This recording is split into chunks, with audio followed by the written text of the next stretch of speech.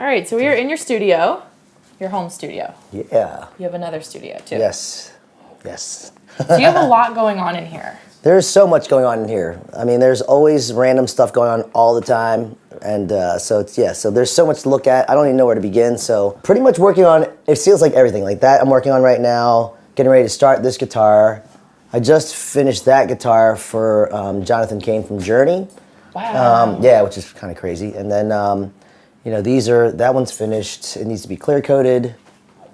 These surfboards are, let's see, these are done, almost done, but they also need to be clear coated too. So everything is like in queue right now. So everything feels like it's about 90% finished, but nothing's really totally finished. When does a piece feel finished for you?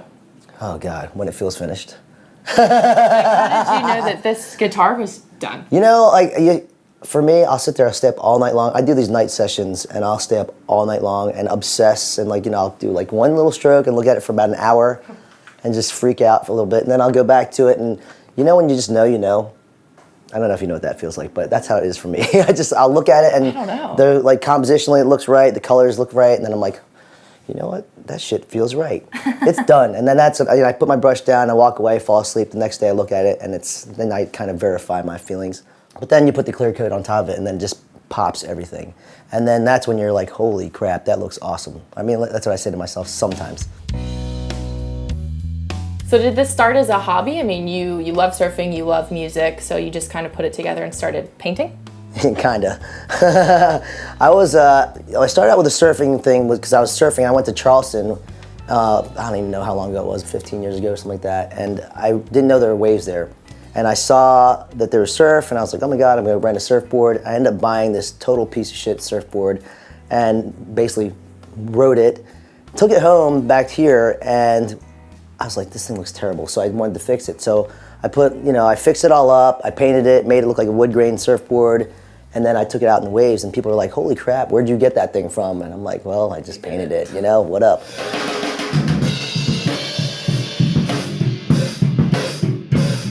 So in between painting at night and when I kind of lose steam or I can't see it anymore because I've been looking at it too long, I come in here and I'll either, you know, play drums or keyboards or whatever, jam out in the middle of the night and somehow not piss off my neighbors. I can't even believe it. Can they hear you think? Oh, I know they can hear me.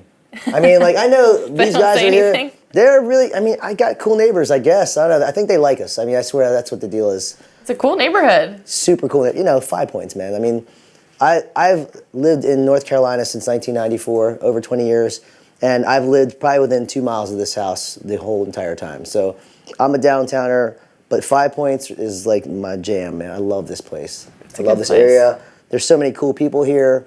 It's a really good community. There's a good food scene around here. I mean, just everything about it is everything that I love. Does that help your inspiration? Big time. Yeah, absolutely. All my friends live really close.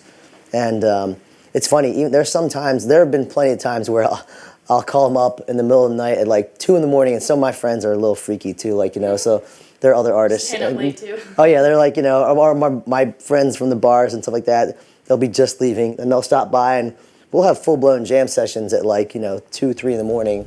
That's awesome. And then I'll kick everybody out and be like, I gotta go back to painting, so get out. Hey. So we're in 5 Points. And there it is. And here is one of the many murals you've done in Raleigh. Yep. And you've actually done this twice. Done this twice, yeah. It's funny though. So before this mural, it was actually, this building was an antique store. And 2 of my friends, they had the shop, and they commissioned me to do a mural on the side of the building. So it was this it was a totally different scene before. Well, they moved to another location and have since moved out of town. But the lady who took over this building after them wanted a mural, but they wanted something more in keeping with the color scheme of her new building, or the new business, whatever. So, right. And she was really into the scroll work thing, and she sold a bunch of ironwork and stuff like that. So anyway, we kind of drew on that and kind of did more of a decorative mural, and I put the 5 Points logo up here, and yeah, and this is how we came up on that. How long does something like this take Boom, you? boom. This one took me about a week. A week? Yep. Yeah, it wasn't huge. that long. Yeah. You know, it's funny, when you're working on murals, honestly, I think it's easier to work on a mural when it's bigger, because the details it's different. Like with a small painting, you're looking at something and it's really close, and there's lots of details, and you're kind of in there. But with something big, it's like you can kind of make mistakes and be loose, and it's not seen because people are looking at murals from far away, not up close. How does it feel when you know that people are driving by and they're looking at your artwork every day? It's pretty cool. It's definitely pretty cool. You know, especially nice too, because it's like kind of like this is 5 Points proper right here. And this is your community. This is my community. It's like, you know, and this is like the kind of the gateway. Like when you come in, this is what you see. So I mean, like, you know, and this being right here in my own backyard, kind of, you know, it's a good feeling there. So this is your most popular mural in Raleigh. Yes, it is. Yeah, this is like the one. I guess it'd be like the most iconic. Seems like everyone that I ever meet and from other places, they always kind of refer to this one every time. So it's massive. Yeah, it's pretty big. I want to say it's almost 200 feet wide and I don't know, 30-something feet tall-ish. It's pretty big. Thank you. So how did this happen? So this happened. I guess I've been coming here to see shows forever, and I know Pat and Mark, who own the place, and they expressed interest of me doing something on the side of this building a long time ago. And finally, after lots of going back and forth, it just happened. They said, you know what, we're going to commission you to do it. And I'm really glad they did. And you told me a little bit about your process here, but it's really interesting.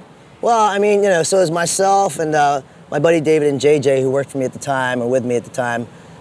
Basically, yeah, we went from nothing, this ugly, not so great side of the building, and in literally 5 days, we made this happen. So basically, I took a paint pole. I mean, imagine like a 40-foot paint pole with a piece of chalk, like sidewalk chalk, and I taped it to the end, stood way back, and just drew it. So that was like my gigantic pencil, like the most enormous pencil ever. How is that accurate?